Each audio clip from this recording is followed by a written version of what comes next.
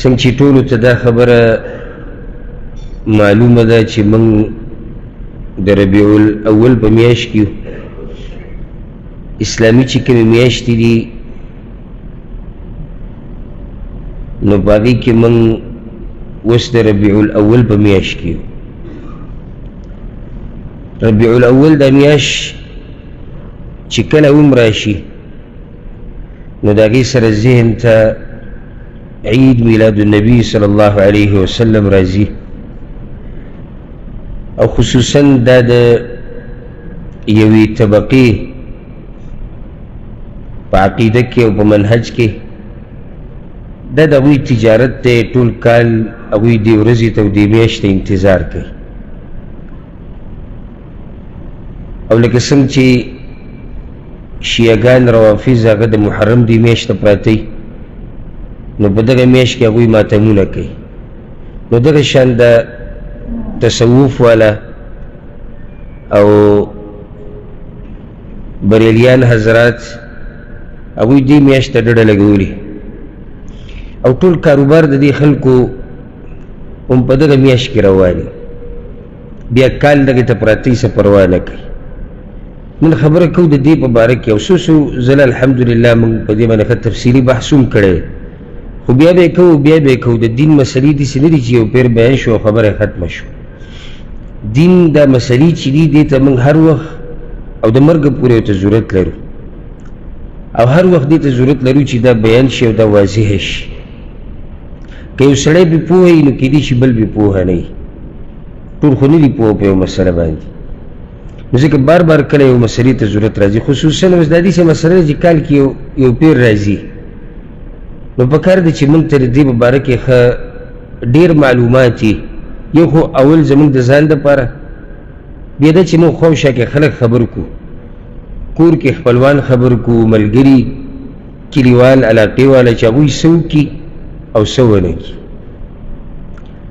دې کې شک نشته چې د رب العالمین په اوچتو نعمتونو کې اوچت نعمت یو دا دی چې دې بندګانو ته رسولان پیغمبران انبیا رالیږلي دي د دې دپاره چې دوی له زیری ورکړي او د دې دپاره چې دوی له یره ورکړي او دا الله یوازې موږ ته نه دی رالیږلی دا پیغمبر بلکې الله قرآن کې وایي ولقد بعثنا في كل أمة رسولا أن اعبدوا الله واجتنبوا الطاغوت الله وایي ما هر امت ته پیغمبر لېږلی دی هر امت ته مې رسول لېږلی دی نو دا الله رب العزت هر امت ته لېږلی او په دې ټولو انبیاو رسولانو کې د ټولو نه عزتمن او قدرمن او د ټولو نه اعلی او افضل هغه زمونږ پیغمبر محمد صلی الله علیه وسلم دی چې هغه خاتم النبیین دی په هغه باندې د نبوت دروازه بیا بنده شوې ده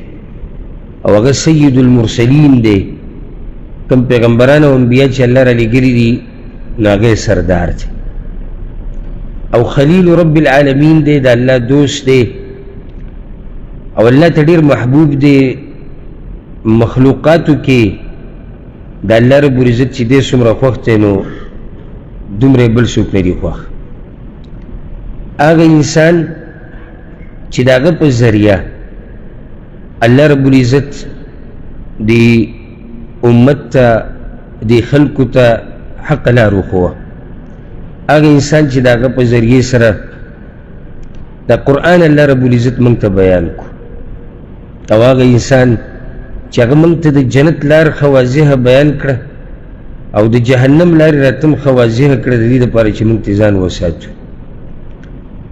او ځکه الله رب العزت قرآن کې دا خبره ذکر کړې ده وكذلك أوحينا إليك روحا من أمرنا ما كنت تدري ما الكتاب ولا الإيمان اے پیغمبر دا وحی چې موږ تا ته درلیږو دا زموږ په اجازې سره درځي یعنې تا ته په خپل هم پته نه وه چې کتاب څه ته وایي او ایمان څه ته وایي ته ته هم نه وې خبر د ایمان د تفصیلاتو نه رسول سلم هم نه و خبر هغو ته الله خبر کړو ولكن جعلناه نورا نهدي به من نشاء من عبادنا وإنك لتهدي إلى صراط مستقيم او پیغمبر یقینا ته خلکو ته نیغه لار ښیې نو دا پیغمبر د الله رب العزت اوچت نعمت دی او د ده په ذریعه الله رب العزت موږ ته نیغه لار ښوولې ده او که چېرته دا انسان نه وی د الله د توفیق نه بعد موږ به هم چېرته په کفر کې او په شرکیاتو کې په خزعبلاتو کې او په څه کې به اخته وو خو د الله رب العزت رحم وکړو په دې امت باندې چې دا انسان یې ورته راولېږو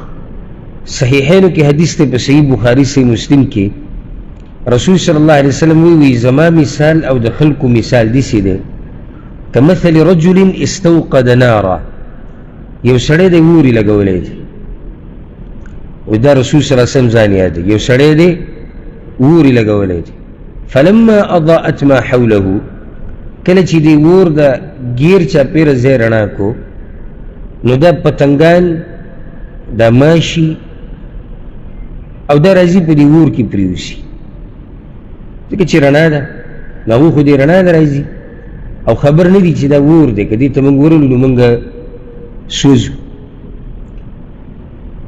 او دا سړی لګیا دی شړي د دې دپاره چې د دې اور نه بچ شي خو نه هغوی زور لګولی دی چې موږ ورځو ځکه چې رڼا یې لیدلې ده نو دغه شان زه لګیا یم تاسو د بړو نه رانیسم چې د جهنم ته ګزار نه شي او تاسو زور لګولی دی ورځئ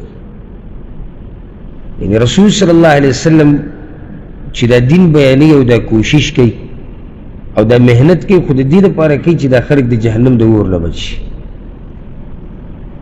ګینې نور پکې هغه ته څه فایده وه خو هغه د هغه ډیوټي دا وه کار یې دا وه ذمهواري دا وه چې هغه دا دین بیان کړي او رب العالمین دا خلک د اور نه بچ کړي او جنت ته لاړ شي دا اوچت نعمت دی دا خوشحالي خبره ده چې الله رب العزت موږ ته داسې پیغمبر رالیږلی بیا دې پیغمبر ورسره دا یاده کوي دې پیغمبر چې کوم دین راوړی دی که نه که تاسو په دې خبره پوه شو پر روانو خبرو په ټولو به پوه شي دې پیغمبر چې کوم دین راوړی دی هغه واضحه دی پټ پناه نه دی او حدیث کې دا راځي امام احمد امام ابن ماجه راوړی دی رسول صلی الله علیه وسلم وایي ترکتکم علی البیضاء لیلها کنهارها ما تاسو په داسې لار پرېښودي یئ په داسې دین مې پرېښودي یئ چې د هغې شپه هم د ورځ په شان ده لا یزیغ عنها بعدي الا هالک او د دې لارې نه چې څوک کږېږي هغه به تباه کېدو والا وي نو بدبخته به وي نو دې دین کې داسې څه نشته چې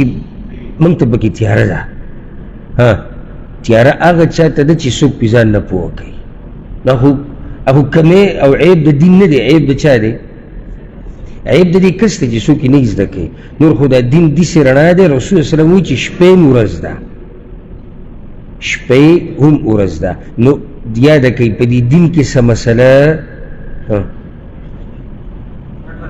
پټه نشته مسله نشته دا هم بل طرف ته بیځو په دې دین کې داسې پټه پناه مسله نشته چې موږ پرې نه یو پوه معنی ده چې د عید میلاد النبي خبره پټه ده که واضحه ده واضحه ده راځو دا زه چې دا کومې خبرې کوم چې درته ته یاد وي نو روانه مسله به یې زده کړي دویمه دا دین پوره دی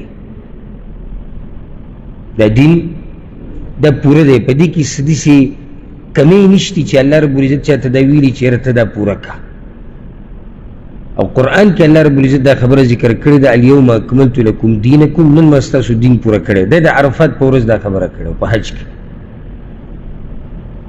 دا سپیکر بند دی دغه بند دی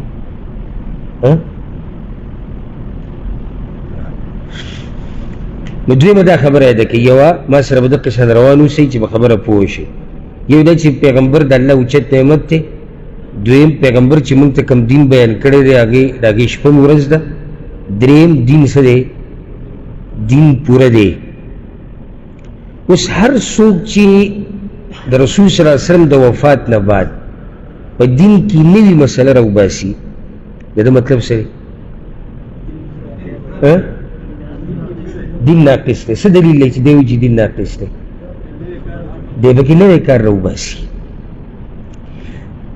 لکه دین رسول صلی الله علیه وسلم د دنیا نه لاړ او دین پوره و دا خو زموږ ایمان دی که نه دی که نه دین نیمګړی دین بالکل پوره و بالکل پوره و وجه دا ده که چېرته دا دین نیمګړی پاتې شوی وی که نه نو دوه خبرې دي یو خو بیا پیغمبر صلی الله علیه وسلم د الله امانت موږ ته صحیح نه دی رارسولی او دی مسلمان نشي ویلی دویمه که دین نیمګړی پاتې شوی او څه خلک مړه شوي او دقه نیمګړي دین باندې عمل کړی نو د هغوی نه خو ډېرې خبرې پاتې شو خو د دین نیمګړی دی نو د دې خلکو به د قیامت په ورځ څه کېږي نو ځکه دا یاده کوي دین مکمل دی بلکل هېڅ ضرورت نشته نه مولوي صاحب ته نه امام صاحب ته نه سابیاق صاحب ته نه مفتي صاحب ته نه بل ته نه بل ته چې هغه موږ ته په دین کې نوې مسلې او نوې عبادات راوباسي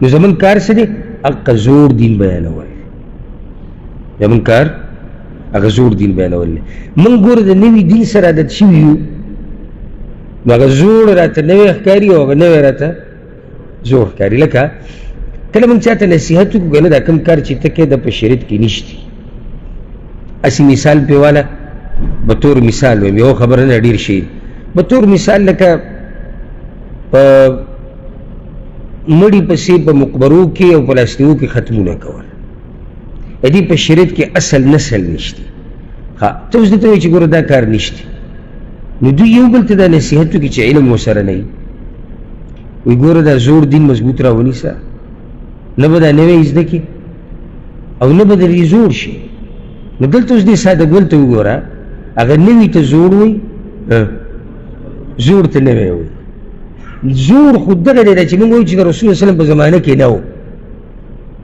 دا ستا دا عمل د رسول الله وسلم په زمانه کې دین نه ګڼلی کېدو بس دغه دین دی او رسول الله وسلم د دنیا نه لاړ او دی چاته ونه ښو دا کوم کار چې ته کې ورسېدی که نه اوس په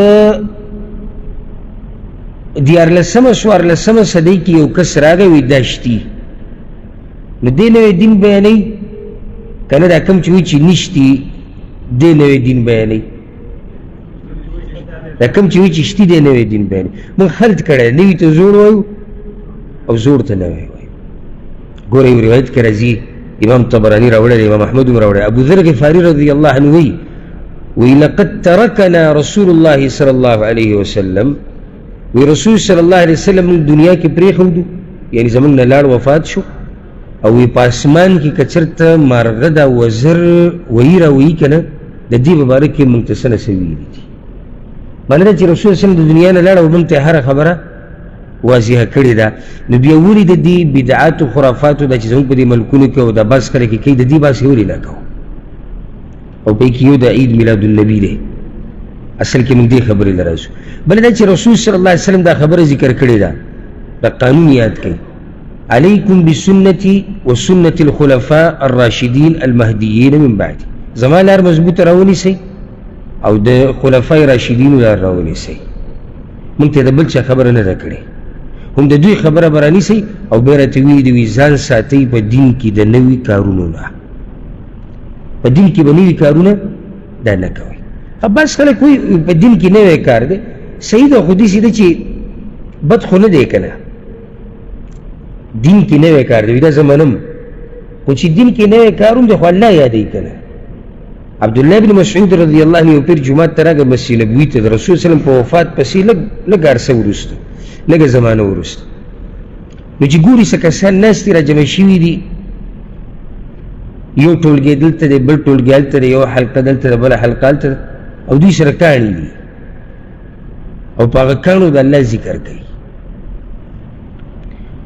نو هغه ته تپوس وکړي تاسو څه کوئ وایي موږ خو الله یادوو موږ ناست یو الله یادوو نور هېڅ هم نه کوو هغه ورته غوسه شو وی ډېر د خیر لټونکي خیر ته نه رسي تاسو خیر لټوئ خو د الله هم هغې ته نه رسئ او بیا ورته په غوسه کې وي د پیغمبر صلی الله علیه وسلم جامې او لوښي لرګي لا زاړه شوي نه دي او تاسو په دین کې نوي کارونه راوویستو اوس که جومات ته یو جاهل سړی راننوځي دا جاهل دا کار کوي او ویلي چې لس هلته ناست دي لس دلته ناست دي لس دلته دي لس هلته دي او لاس کې ورسره کاڼي دي او تسبیح دي او ټول په شریکه الله الله الله الله کوي لګیا دي دی به څه وایي نیکان خلک دي او ذکر کوي یو عالم پرې رد وکړو چېرې دا کار بدعت مړه خوښه نه یار اوس په جومات کې سړی ناست دی الله یادوي ته ورته دا نشته ګوره تپوس دا د الله یادول عبادت دی که نه دی عبادت دی که نه او عبادت په د چا په طریقه کې د پیغمبر صلی الله علیه وسلم نو بیا خو یو کار ولې نه کوو که داسې شي چې عبادت ورته وایي بیا هر څه کوه. نن به د شپې په 1 بجه اذان وکړو، بیا به اقامت وکړو، یو شپږم لمونځ به د جمعې سره وکړو. څه خیال دی؟ جومات کې به الله یاد کړو که صحیح به نه تاسو به راشئ والزله کوئ نه لمونځ نه کوئ. نو سعید بن المسیب نه چې یو سړي تپوس وکړو الله به ماله په منځه باندې عذاب راکوي نو هغو ته څه وي؟ وی الله تعالی په منځه عذاب نه درکوي، عذاب به درله په دې درکوي چې تا د پیغمبر په طریقه عمل نه دی کړی. نو خبره دا یاده کوي چې شریعت خبره زما او ستا ذهن ته نه ده حواله کړي چې څه ته موږ ښه وایو هغه به ښه او چې څه ته موږ بد وایو هغه به بد وي. چې شریعت کوم کار ته ښه ویلي دي هغه کار ښه دی، او چې شریعت ورته بد ویلي دي هغه بد دی. نو په بدعاتو خرافاتو کې ښه نشتي. دلیل پې څه دی؟ رسول صلی الله علیه وسلم وایي وکل بدعة ضلاله، او هر بدعت څه دی؟ ګمراهي ده. داسې نه دي ویلي چې بعض بدعات پکې څه دي؟ بعض بدعات ښه دي، نه، هر قسمه بدعت چې دی هغه ګمراهي ده. بعض وایي خیر دی. نو په بدعت کې په ګمراهي کې خیري خیر دی کوي نو ته سره تنګې را تنګې نه، موږ خیر پکې نشته، شر دی. دوه لارې دي زموږ سره، درېیمه لار نشته. دا خبره یاده کړئ. ګورئ یوه لار هغه تابعداري د رسول صلی الله علیه وسلم ده، دویمه لار تابعداري د شیطان او د خواهشاتو ده. منځ کې ګورئ بله لار نشته. یا به د پیغمبر په کره سوچه سپینه لار ځي، یا به په بدعاتو خرافاتو کې اخته کېږي. یو سړی وایي چې زه ګوره بدعات نه کوم، زه خرافات نه کوم، زه د خواهشاتو تابعداري نه کوم، خو زه د پیغمبر تابعداري هم پوره نه کوم. نو ته روان چېرته یې؟ اوس تاسو ما په دې پوه کړئ. ځه یو سړی دی د پیغمبر تابعداري نه کوي، او چې کله ورته ته ووایي چې ته خو په بدعاتو کې واقع نو غوسه شو، شین شو، سور شو، وایي ته ماته بدعتي ووایي. نو ته ترې تپوس وکوه وروره چې د پیغمبر په طریقه عمل نه کوې او وایي چې زه بدعات نه کوم، د خواهشاتو تابعداري نه کوم، نو دا درېیمه لار کومه یوه د تا سره چې ته پرې روان یې؟ درېیمه لار شتي بله؟ زه بیا د دلیل د قرآن نه ښیم چې درېیمه لار بله نشتي. الله پیغمبر ته وایي فإن لم یستجیبوا لک، که دې خلکو ستا خبره ونه منله، یعنې د پیغمبر تابعداري ونه شوه، هغه لار پاتې شوه، که دې خلکو ستا خبره ونه منله فاعلم انما يتبعون اهواءهم بغیر علم، نو پوه شه چې دا خلک په خپلو خواهشاتو پسې روان دي. بس نو لارې څو شوې؟ دوه، یا د پیغمبر تابعداري یا د خواهشاتو او د شیطان تابعداري. درېیمه لار بله نشته. نو بدعات په دین کې نوي کارونه د دین په نوم او د تعریف یاد کوي. بعض راشي په موږ اعتراض کوي، وایي تاسو چې هر څه ته بدعت وایئ نو دې موټرو کې چې دا خلک ګرځي دا ډېر داسې سوال دی چې د سړي په عقل دلالت کوي چې دی ماشوم دی، چې عقل د ده څه دی؟ د ماشومانانو دی.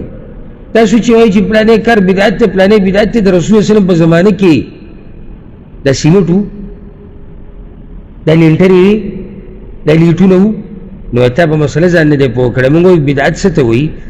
یو کار کول نوی د دیندارۍ او د عبادت په نیت.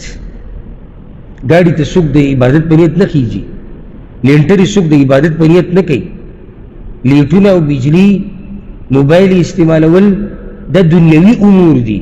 موږ خبره د څه کوو؟ خبره د دین کوو. بحث و بحثه زموږ د دین په باره کې روانه ده. نو چې څوک دا اعتراض کوي داسې پلتو اعتراض دی، او ورسره دا خبره یاده کوي. علماو دا خبره لیکلې ده، وایي د شیطان د عامې ګناه نه زیات بدعت خوښ دی. د شیطان د عامې ګناه نه زیات بدعت خوښ دی. ولې موږ یې وجه ذکر کړې وه؟ دا سړی دین ګڼي پرېږدي نه. زه بېله مثال درکړم پوه به شئ. یو سړی دی شراب څکي او تا ورته وایي چې وروره شراب مه څکه دا ګناه ده، نو که دی پرېم نه دي خو مني چې دی په څه کې اخته دی؟ په ګناه کې اخته دی. او یو ورځ به یې پرېږدي، که الله په نصیب کې د هدایت لیکلی یو ورځ به یې پرېږدي ځکه چې ګناه یې مني. ښه دا کوم سړی چې په بدعت کې واقع دی، د دین په نوم باندې یو نوی کار کوي چې څه اصل یې نشتي، د ده دا کار پرېښودل ډېر ګران دي ځکه چې دی د خپل کار ته ګناه نه وایي، دی د خپل کار ته عبادت وایي. هغه بل خو ته بیا هم ګناه ویل، هغه وایي شراب څښل ګناه دي. زنا ګناه ده، دروغ ګناه دي، دوکه ورکول ګناه دي، خو دا یار خو دین ګڼي.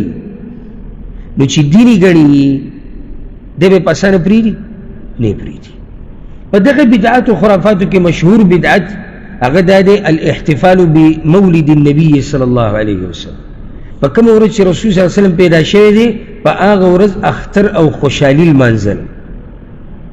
دا زمونږ په ملکونو کې بر صغیر کې او بعض نور د مسلمانانو ملکونو کې دا بدعت په دې ورځو کې دی په زور او شور سره روان. موږ ته بدعت وایي منه مسله واضحه شوه چې دې څه اصل نسل نشته. دا به ته ثابتوم چې دې څه اصل نشته، هسې ځان نه نه. اول خو دا خبره یاده کوي چې تعجب خبره دا ده دا درې غوره پیړۍ چې کومې دي صحابه کرام، تابعین، تبع تابعین، په دوی کې دا عمل نه و. او که څوک وایي چې و نو دعوه کوي ثابتوي به 300 کالو پورې خو په 3 پیړو کې دا عمل دا نشته. اوس تاسو په خپله پوه شئ چې عجیبه دین دی چې هغه اوچتو خلکو په زمانه کې نه و.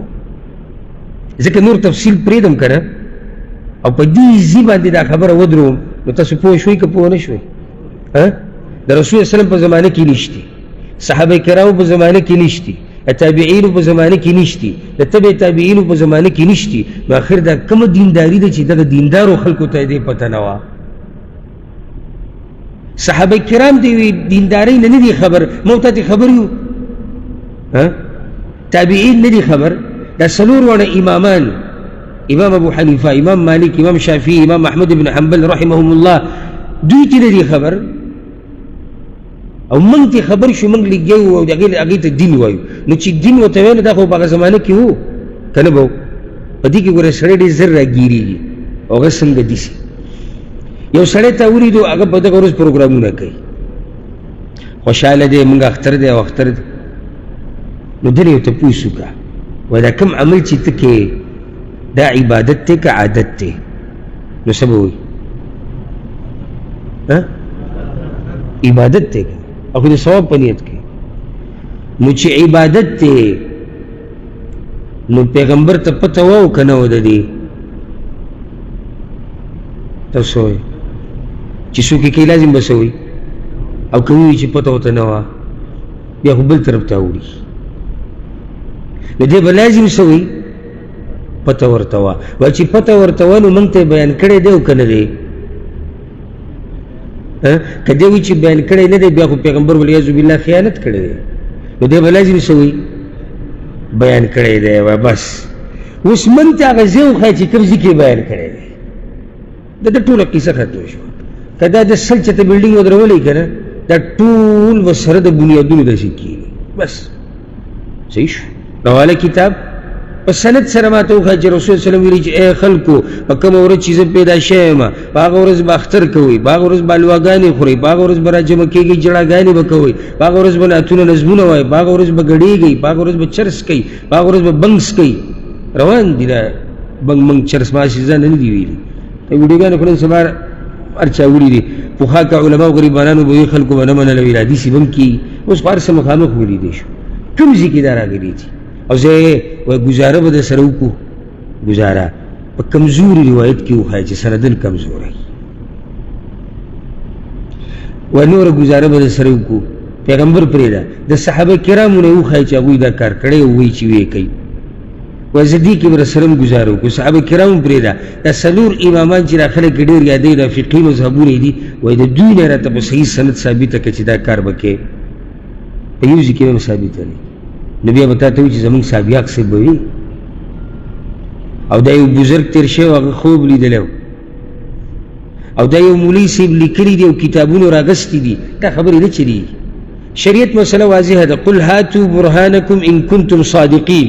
الله وایي خپل دلیل راوړئ که تاسو رښتینې یهودو نصاراو ته وایي. موږ هم هر چا ته دقه وایو چې څوک کوم دعوه کوي چې زه عبادت کوم زما دا کار عبادت دی موږ وایو که رښتینی دلیل راوړه. نو بعض موږ ته څه وایي دلیل به تاسو ښایئ چې نشته.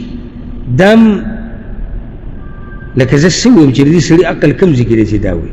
اوس ګوره اصل په عباداتو کې منع ده. اصل په عباداتو کې منه ده مگر هغه عبادت به موږ کوو چې موږ ته الله او د الله پیغمبر ښوولی. صحیح شو که نه؟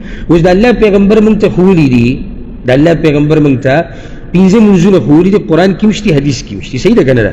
یو سړی 6 لمونځ کوي او ته پسې ورغلی او تا ورته وایي چې 6 لمونځ وروره په شریعت کې نشتي، او هغه تا ته ووایي چې ما ته دلیل وښایه چې 6 لمونځ نشتي. خبره صحیح ده که غلطه ده؟ نو دلیل به څوک ښیي؟ څوک چې ثابتوي. لکه اوس یو سړی عید میلاد النبي المانځي او عید میلاد النبي مناوهي، زه خو یې منم نه، زما نه دلیل د څه غواړې؟ ثابتې خو یې ته، نو ته به ما ته دلیل ښیې. او دلیل څه ته وایي؟ قرآن او حدیث ته، صحابه کرامو اقوال په صحیح سند سره د دین اخوا ویسه نه چلېږي. بزرګ ویلي دي، کتابونو راغستي دي، او دا دومره پښتانه چې کوي دا ډېر ښکلی دلیل دی. ها او د پاکستان کې چې دا خلک کوي او د افغانستان کې چې کوي، او چې زه درته وایم د پاکستان کې چې خلک دروغ وایي، ته هم دروغ وایي، او دا خلک چې دوکې ورکوي په دنیا کې، ته هم دوکې ورکوې. دا د کوم ځای دلیل دی؟ پښتانه به یو کار کوي، دین به ورته وایي، ته به ورته دین وایې. دا خو مزې شوې.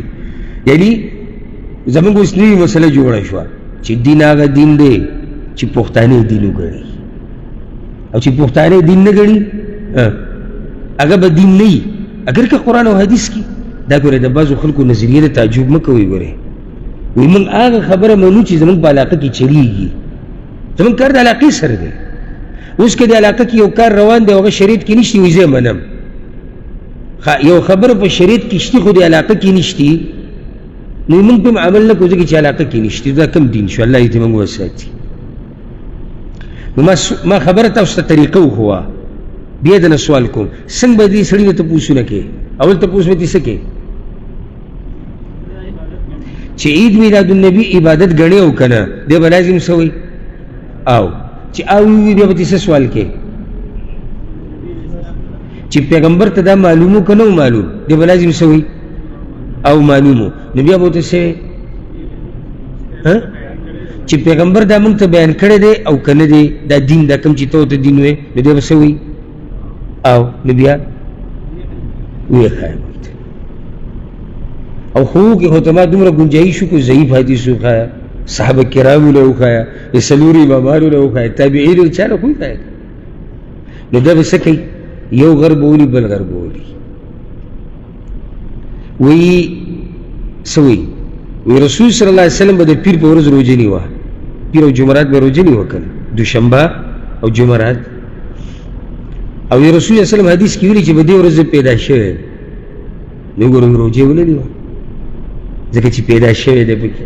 نو که موږ پکې الله یاد کړو په بار ربیع الاول باندې، نو څه تندر راولېدو؟ جواب د هغې دا دی، جواب یاد کړه. په دې حدیث کې رسول صلی الله علیه وسلم د پیر د ورځې، د دوشنبې د ورځې نور هم فضایل بیان کړي، یوازې دا نه چې زه پکې پیدا شوی. خو یاد کړه دا مسله یا دا خبره چې څوک کوي د الله را لېږلې د دین د بیانولو لپاره دی.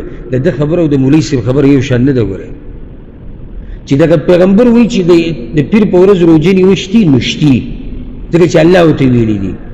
نو دې پیغمبر دا خو فصیح او بلیغ انسان دی، که ده ورسره لږ دا جمله م ویلی وی او په هر کال کې د ربیع الاول په 12مه هم خوشحالي کوي ځکه چې زه پکې پیدا شوی، دی ولې کوي؟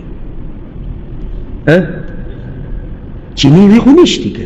بله مسله د پیر دا ورځ خو په هفته کې په مخه راځي، او ته خو ټول کال کې یو ورځې ته پروت یې. او سبحان الله دا کوم خلک چې دا اخترونه لمانځي که نه، دوی ګورې د پیر او د جمعرات روژه نه نیسي، صرف دغې ته پراته دي. او غټه مسله دلته یاده کوي، په دې کې سخت اختلاف دی چې رسول صلی الله علیه وسلم په کوم تاریخ پیدا شوی دی. د مؤرخینو د علماو انتهایی سخت اختلاف دی. ربیع الاول په میاشت کې پیدا شوی دی، دا د اکثر علماو قول دی. اکثر مې په دې وي، بعض ګوروي په ربیع الاول کې نه دی، په رمضان کې پیدا شوی دی. مسله ټوله اختلافي ده او دې ته اختر جوړ کړی دی. ربیع الاول مشهوره ده، صحیح شو، ربیع الاول په میاشت کې پیدا شوی. بیا ربیع الاول په میاشت کې کله پیدا شوی دی؟ نو بعض علما حساب کوي په 9 د ربیع الاول پیدا شوی دی، نن چې کومه شپه ده په 9 پیدا شي، یا نن چې کومه ورځ. بعض وایي نه په 10 پیدا شوی دی، بعض وایي په 12 پیدا شوی دی. نو ته یوازې په 12 پورې څنګه ونښتې؟ خبره خو شکي ده.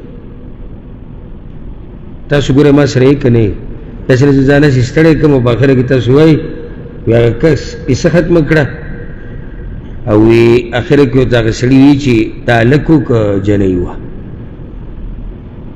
نو زه چې دا دومره یو ټکی واضح کوم زم چې تاسو به په اسانه پوه شئ. تاریخ کې اختلاف دی، ته په 12 پورې څنګه ونښتې؟ دا اتفاقي مسله ده چې رسول الله وسلم په 12 د ربیع الاول باندې وفات شوی دی. دا بالکل اتفاقي ده. نو اوس پته نشته چې دوی د پیغمبر په پیدایش خوشحاله دي او که په مرګ یې خوشحاله دي. بله خبره، په دنیا کې داسې مسلمان شته چې د رسول الله وسلم په پیدایش خفه دی؟ موږ ټول خوشحالي او شکر د الله ادا کوو. خو آیا خوشحالي چې موږ کوو په شریعت کې د دې بس حدود دي که نه په خپله مرضۍ به یې کوو؟ حدود به یې که نه.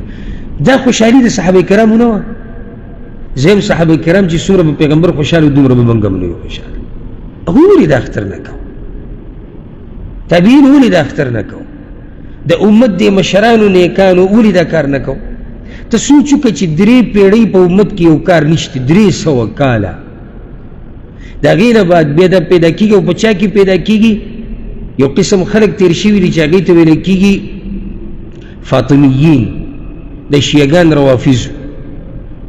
دوی دا بدعت عبیدیین ورته هم وایي فاطمیین. د فاطمیین به ځان ته په دې وي زموږ نسبت فاطمې ته کېږي رضی الله عنها، دروغ به یې وي. دوی په دې کله چې دوی مصر ته راننوتو که نه، نو دوی یو څو بدعات شروع کړي وو. دا ټول بدعات د دوی. اولنی بدعت یې دا شروع کړی و د کال اولنی سر لمانځل، د عاشورا په ورځ د دوی ماتمونه، د رسول الله وسلم د پیدایش په ورځ خوشحالي، د علي رضی الله عنه د پیدایش په ورځ خوشحالي، د حسن رضی الله عنه د پیدایش په ورځ خوشحالي، د حسین رضی الله عنه پیدایش په ورځ خوشحالي، د فاطمه رضی الله عنها د پیدایش په ورځ خوشحالي. کوم خلیفه چې د هغه وخت دی د هغه د پیدایش په ورځ خوشحالي، د رجب د میاشتې اولنۍ ورځ دا لمانځل، د شعبان اولنۍ شپه لمانځل. دا ټولې جاخې د دوی راویستې دي. د دې نه مخکې دا کار د سره ونو.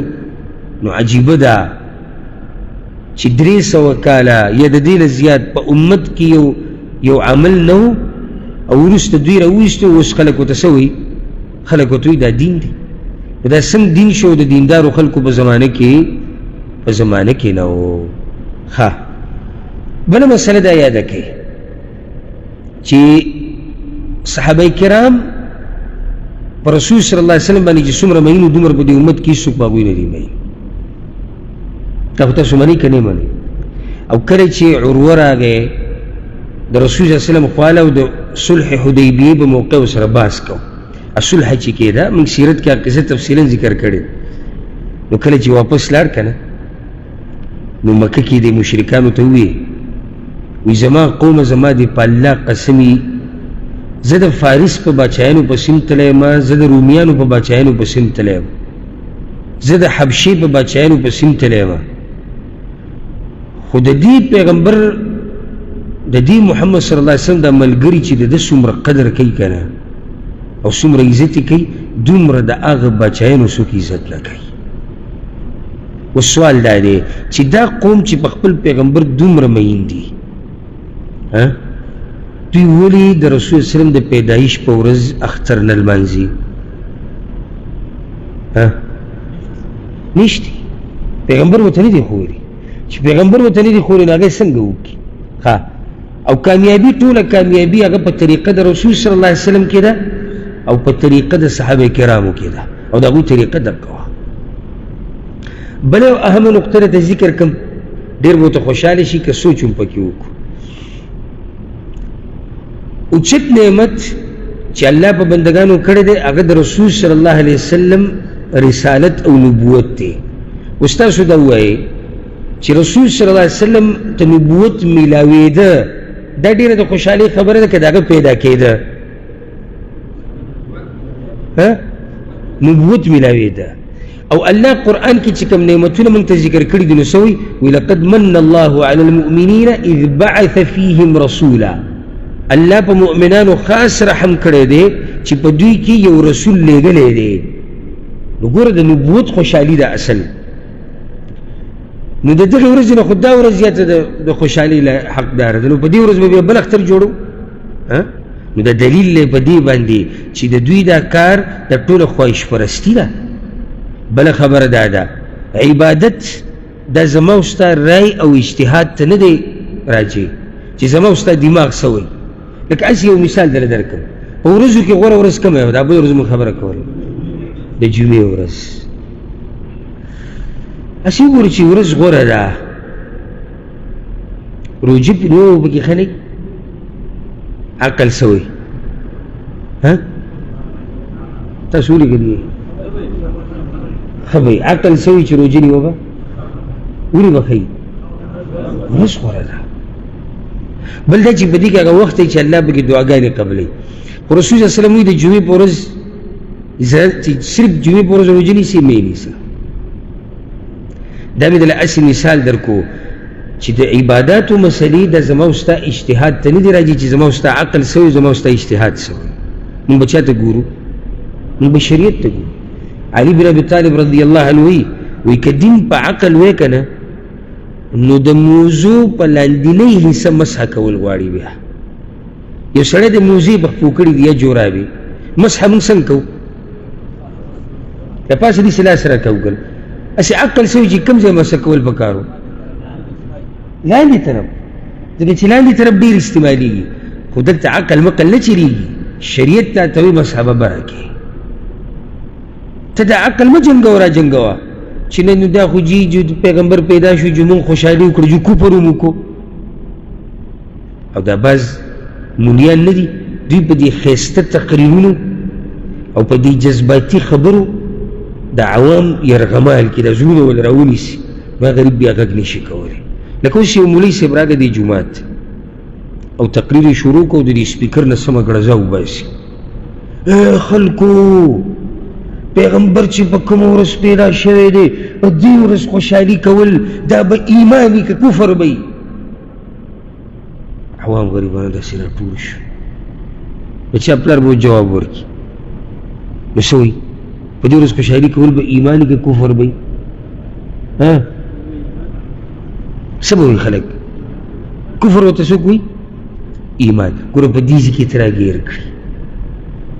بل دا چې د سپیکر نه دومره ګړز وویستو دومره چغې وواله چې هغې سره خلک هسې ویرول چې یاره مولوي صاحب خو سم دلایل راوویشتو. لکه هغه کس ما تاسو ته ویلي و که یو ملګری لګیا وي زمونږ یو ملګری دغه له تللی و چې خطبې اورېدوله وایي چې راغی وایي چې څه ناشنا تقریر یې وکړو وایي چې څه یې وي وایي دا سپیکر یې سمداسې وخوځاو وی چې څه وی وی د منبر باندې سمه زلزله وه او د سپیکرو سمه ګړزه کوله. دا زمونږ دپاره لکه غټې خبرې دي، دلایل هم زمونږ دقه دي. بل ورسره زیاتي که د مولوي صاحب اواز ډېر خوږ و، دا هم دلیل دی. موږ چې کله وګورو چې اواز خوږ وي که نه نو موږ وایو دا هم غټ مولا دی ځکه چې اواز یې څه دی خوږ دی. بله ورسره زیاتي که بله پټکۍ څومره غټ پټکۍ و ورسره بله والا ګیره څومره مزېداره وه، بله ورسره والا د نوم سره یې مولوي صاحب لیکلی و، بله ورسره والا سپینې جامې هغه کورته غونته کې دی هغه بعض هغه ډېرې اچي سپینې جامې کورتۍ اغوستې وه. الله اکبر دا کوم دلایل د بیان. ځکه پرون ما یو ویډیو کته دی یو کس تور پټکې ښه مزېداره ګیره او سپینه کورته. زمونږ خلک به درته څه وایي؟ تاسو ته مولوي صاحب نه دی؟ اخوا نور څه کتو ته ضرورت شته؟ دلیل ملاو شو کنه چې مولوي صاحب دی. څو دلایل دي موږ سره؟ دوه نه. پټکې ګیره سپینه کورته بیان هم کوي څلورم بل والا او هغه دا وایي او په تاسو دې بیا الله رحم وکړي دا فتوی په تاسو لګولې ده زه خو ترې وتی یم زه پکې ښه یم بچ یم. وایي چې د کوم سړي یوه ښځه دا د سره سړی نه دی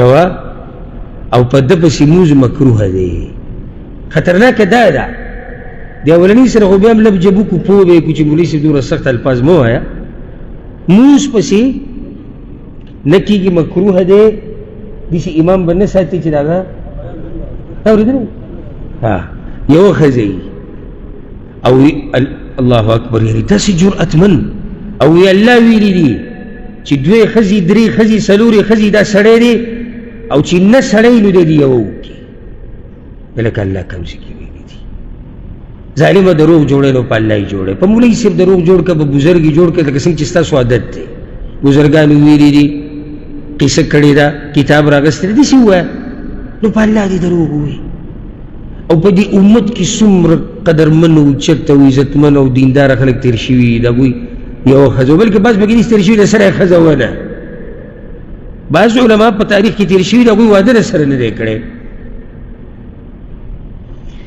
اوس جهالت زمونږ دا وګوره چې لاندې خلک دته لیکي لاندې اوس خلک دته څه لیکي چېرې د مولوي صاحب دې مسلې خو موږ حیران کړو او مولوي صاحب دا مسلې دې د کوم ځای نه راوویسته او د دې قسمه خلکو د دېسې مولیانو د لاسه موږ په دین کې شکیان شو یو هم دا نه وایي چې د الله بندګانو تاسو ته چا ویلي چې دا مولا دی چا ویلي وایي نه پټکې نو پټکې خو د پښتنو ثقافت هم دی سپینې جامې نو دا خو د مسلمان طریقه دا ده چې اکثر سپینې جامې خوښوي بلکې بعض بېدینه خلک هسې دا سپین رنګ یې خوښوي ګیره نو ګیره خو یو مسلمان پرېږدي عوامو ګیرې نه دي پرېښودي پرېښودي او یو موبایل ته چې ناست دی نو ولې موبایل ته ډمان نه ناست بېدینه خلک ورته نه ناست خبرې پکې نه کوي نو ځکه لږ هوښیار شئ عقل سټارټ کوي کولاوي کوي کوم عقل چې الله موږ له راکړی دی که نه دا د څه دپاره یې راکړی دی بند ساتلو دپاره چې موږ ته کار وایي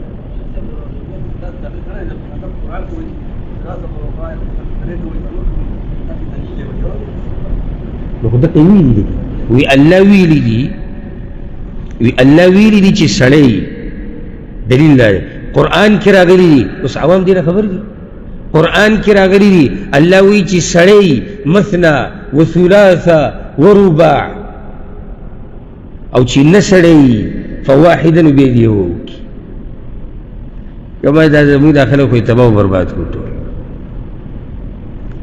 نو خبره مې څه پورې راواغسته چې یوازې د مولوي صاحب بیان دلیل د مسلې دی نه دی که ډېر خوږ اواز وي که دا سپیکر سم داسې وخوځي راوخوځي بس پکې دا سپیکر ګزار وکړي جذباتو کې راشي که په دې سټیج باندې زلزله راولي متاثره کېږئ به نه ګورئ او که داسې درته قار شي که نه دا یو نوم دې سور شي داسې سړي ته کوي دا یو نوم مولیا باندې داسې سم کشتي کوي تاسو ته ویم او چې داسې ته سړي ته وایي تاسو ته یې سترګو ته تو ګوره داسې غریب په دغه کې راشي چې ما ته وایي نه نه مولوي صاحب جایز دی بلکل جایز دی ته څه کوې کوه په هېڅ شي به نه متاثره کېږي متاثره کېږي وقال الله وقال رسول الله صلی الله علیه وسلم او که دې ته وایي چې زه مولا یم وایي مولوي صاحب هم علماو راته دا خبره ښوولې ده چې دین قرآن او حدیث دی خفه کېږي به نه زما د زړه سري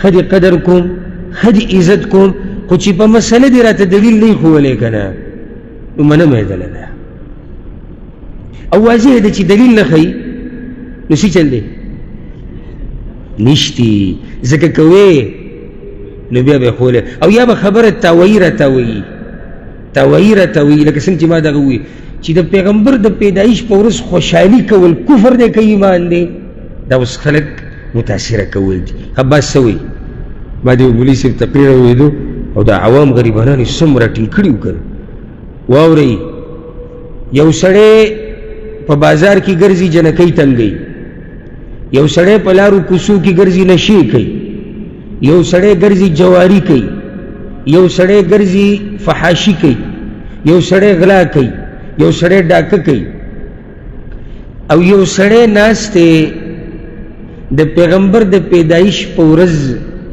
خوشحالي لمانځي په جومات کې یا په یو ځای کې نو دې غوره نه شو د دې نورو نه دې خبرې ته ګوره کوم طرف نه راغی خیر دی که نه ورته وایه مولوي صاحب لږ صبر دا چې لګیا دی د پیغمبر د پیدایش په ورځ خوشحالي لمانځي دی په ګناه کې اخته دی او دا نور دغه هم په ګناه کې اخته دي ولې دوی بدعت نه کوي او بدعت ناروا نه دی ناروا دی که نو چې ناروا دی خو ګناه ده نو چې ګناه ده دا هم ګناه ده هغه هم ګناه ده او بله مسله دا شرابي صرف په بار ربیع الاول باندې شراب څکي ډاکو بار ربیع الاول ته ډډه لګولي ډاکې کوي چې ته صرف دقه یو ورځ یادوي چې یاره که سړی جومات کې کښېني نو نورو ورځو کې دا خلک ولې په جومات کې نه کښېني او نورو ورځو ته ولې بیانونه نه کوي نو په اصل کې د دوی سره څه شتي نه نو ځکه کله یو غر وایي کله بل غر وایي یاد یې کوي ښه په ډاډه یعنې داسې کوه که نه چې ضرب برابر پکې زړه دې کته بره نه شي یاده کوي دا خبره قرآن او حدیث صحابه کرام تابعین تبع تابعین دا څلور امامان هیڅ چا نه دا نه دي ثابت چې هغوی دا ویلي چې پیغمبر صلی الله علیه وسلم په کومه ورځ پیدا شوی دی په هغه ورځ به تاسو اختر لمانځئ بیا په دې کې قسمونه دي بعض خلک کیني صرف په جومات کې د پیغمبر سیرت بیانوي او پیغمبر را یادوي دوی هم بدعت کې اخته دي خو بدعت د بدعتو مراتب دي د دوی هغه بدعت پکې دی نور نه لږ کمزوری دی وجه دا ده چې شرک مرک پکې نه کوي خو یو نوي طریقې د دینداري راویستې ده بیا هم بدعت تیز او ته ښه کار نه وایم دویم قسم هغه دي چې په لارو کوڅو کې ګډېږي لیدلي دي که نه دي لیدلي سندرې باقاعده د اوس نه سټارټې دي او چې کوم مشهور اجراګان او کدړاګان دي هغه ول راولي هغه پکې ګډېږي د الله بندګانو ما ته دا ووایي یو سړی راغلی دی ګډېږي ولې وایي پیغمبر په دې ورځ پیدا شوی دی ها کوم پیغمبر چې په دې ورځ پیدا شوی دی نو خو د ګډا نه منع کړې ده د دې نه دا واضح شوه چې د ده د خوشحالي د دغې دپاره نه ده اصل کې په دې چلونو خېټه ساتي او زه درته دا وایم ویې ګورئ دا کم خلک چې دا ګډاګانې مډاګانې په دغه ورځ کوي که او دا چرس او بنګ او اختلاط هلکان او جنکۍ یو ځای د دوی دې مخونو ته وګوره او د دوی دې کار ته وګوره ورب الکعبه که زړه دې بیدار او که نه ته به ډایرکټ پوه شي چې دوی په یو ناروا کار کې اخته دي د پیغمبر د پیدایش خوشحالي لمانځم او هلکان او جنکۍ یو ځای ناست دي د بنګو سبیل پکې ما ورځ لیدلی سبیل د څه د بنګو نو اوس ما ته دا ووایه چرسي بنګي به ومني چې دا بدعت دی ولې نه مني دي بنګ پکې څکه او چرسو ته پکې ملنګي نشه وایي وایي دا پکې ملنګي نشه ده نو دی لیونی نه دی چې موږ سره په دې باندې اتفاق کوي دی د هغوی سره خوشحاله دی دغه شان فحاشیانې پکې کېږي هلکان او جنکۍ چې یو ځای شي لازم به فحاشي کېږي د خلکو مالونه بې ځایه پکې لګي یو پیر پکې ریکارډ جوړ شوی ما نه هېر دي 100 کیلو الواوې پخ شوي وه چاته یاد 25 ټن الوا دا صرف پاکستان کې پخ شوي وه یعنې هغه نور بریلیان د نورو ملکونو چې کوم دي او نور صوفیان د افغانستان او د انډیا او د بنګلادیش هغه او د نورو عربو ملکونو د هغوی قصه نه ده قصه صرف د پاکستان د صوفیانو او بریلیانو ده 100 ټن الوا 25 ټن الوا او که دا پیسې راغستې و غریبانو الله ورکړی او د الله په یو داسې لار کې لګولی وي چې هغه په شریعت کې وې وغیره نه په دې ورځ الواګانې لیوټونه هم لیدلي هر ځای شین کړی په یو داسې ملک کې چې غربت هلته څومره ډېر دی په لارو کوڅو کې ماشومان هم پکې پراته یي ځای نه د سر پټېدو زنانه غریبانانې کورونه یې نه په فوټپاتونو اوسېږي په یو داسې ملک کې سړی رالېږي علاقه یې ټوله تکه شنه کړې ده څه کې د پیغمبر صلی الله علیه وسلم د پیدایش ورځ ده ته چې کوم پیغمبر یادې که نه هم هغه پیغمبر دا ویلي دي وایي که زه د یو مسلمان سره روان شم د هغه په حاجت کې او د هغه په مرسته کولو کې دا ما ته د مسجد نبوي کې د یوې میاشتې د اعتکاف نه غوره دی اعتکاف په کوم ځای کې مسجد نبوي کې څومره یوه میاشت وی د دې نه زما دا خوښه ده چې زه د یو مسلمان سره روان شم او د هغه یو حاجت پوره کړم او ته دنیا ټوله تکه شنه کړې ده دا بیلونه به ورکې دا الواګانې به خورې دا پروګرامونه دا درس دا نعتونه دا ټوله شپه چې خلک ویښي که دا خرچې دا پیسې موږ روانو په غریبانانو یې ولګو نو کار به ونه شي نو کار به وشي خو د دوی به بازار څه شي هغه بند شي نور څه شتي نه د صوفیانو او بریلیانو سره صرف څه دي بار ربیع الاول شیعګانو سره څه دی محرم او زمونږ سره څه دي زمونږ سره خو ټول دین دی الحمدلله زمونږ هره ورځ د خوشحالۍ ده زما دې په الله قسم روزانه چې درس ته کښېنم او د پیغمبر دا خبرې بیانوم که نه او یا کور کې تیاروم درس زما د زړه د خوشحالي نه ټوپونه وایي چې الله موږ له دا پیغمبر را کړی دا دین را کړی اوس په ټول کال کې زه یو ورځ ته پرېوځم خوشحالي به کوم موږ هره ورځ خوشحاله یو موږ په هر مانځه کې خوشحاله یو موږ په هر لمحه کې د الله شکر ادا کوو چې یا الله ستا شکر دی چې موږ له دا پیغمبر را کړی دا دین دې را کړی دی خو کال کې یو ورځ ته نه وو پراته من د شیعګانو پیښې نه کوو د روافظو نه د صوفیانو د بریلیانو پیښې کوو الحمدلله زموږ خبره واضحه ده زموږ دین واضحه ده او که د دوی نه دي دا کیسې واغستې نو مذهب یې ټول څه شو ختم شو او تاسو ته ما قیسه کړې وه که نه د څه ستاسو د ذهن به پته ولګي په دې پورې که دا مسله دې ترې لرې کړه نو ټوله قیسه ختمېږي څنګه مغلو کې یو نوم دی دا پښتانه وایي که میم دې در کې خو هسې جاښه پاتې شوه قصه د توتي او هغه داسې بیا یې درته کومه وی یو زنانه چې هغه د باچا لور ووي هغې وي که چا ما ته قصه وکړه د توتي مبارکي او دا قصه زما خوښه شوه نو یا که چا ما ته قصه وکړه او زما خوښه شوه داسې نو دی به زه ژوندی پرېږدم او که د چا قصه مې خوښه نه شوه نو دی به زه وجنم اولنی کس راغی غریب یو څو ټکي قصه وکړه نور به څومره اوږدولی چې ختمه کړه د هغې خوښه نه شو مړی دویم دریم داسې بل یو راغی هغه ډېر هوښیار هغه وی یو توتي وجي شروع توتي نه وکړه وی دا توتي او بیا به قصه اوږده کړه او دغه توتي چې کم دی نو دا توتي او د ده پلار توتي او پلاری توتي او پلاری او لګیاړ او لګیاړ وی دغه زنانه ورته وایي چې بیخ دې وزه دا څه توتي دي لګولي دا قصه زر ختمه کړه هغې ورته وایي چې هغه ورته وایي چې توتي کې خو زما ساه پروت دی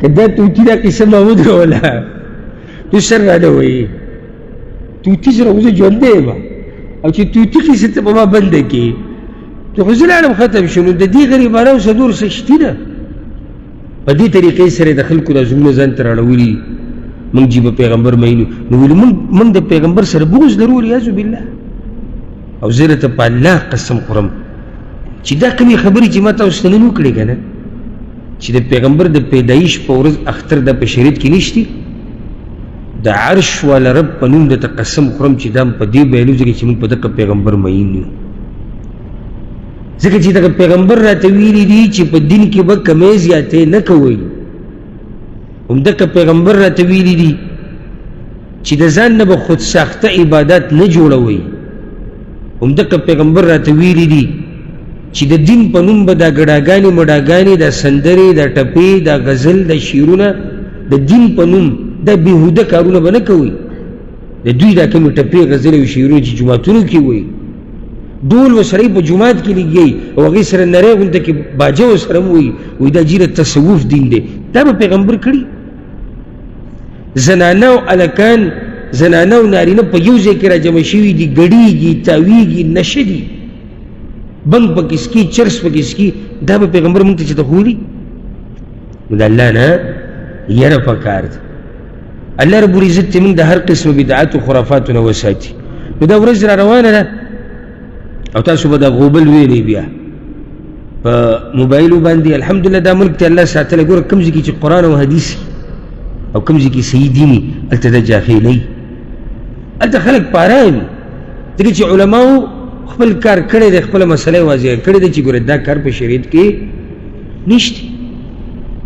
ښه اوس به تاسو دا غوبل په دې موبایل ووینئ، دا غوبل چې څوک هلته په ملکونو کې دي، پاکستان، افغانستان، انډیا، خواوشا دا ملکونه هلته به وینئ، عرب بعض ملکونه لکه مصر او د هغې خواوشا نور ملکونه دا غوبل به هلته روان وي. بیا څه کې په دې ورځ پیغمبر صلی الله علیه وسلم پیدا شوی دی او موږ یې خوشحالي لمانځو. نو تاسو یو کار وکئ چې دا مسله خپلو خپلوانو ته بیان کړئ، په دې پروګرامونو کې شرکت، په دې الواګانې تقسیمول، د دې هر څه نه ځان وساتئ.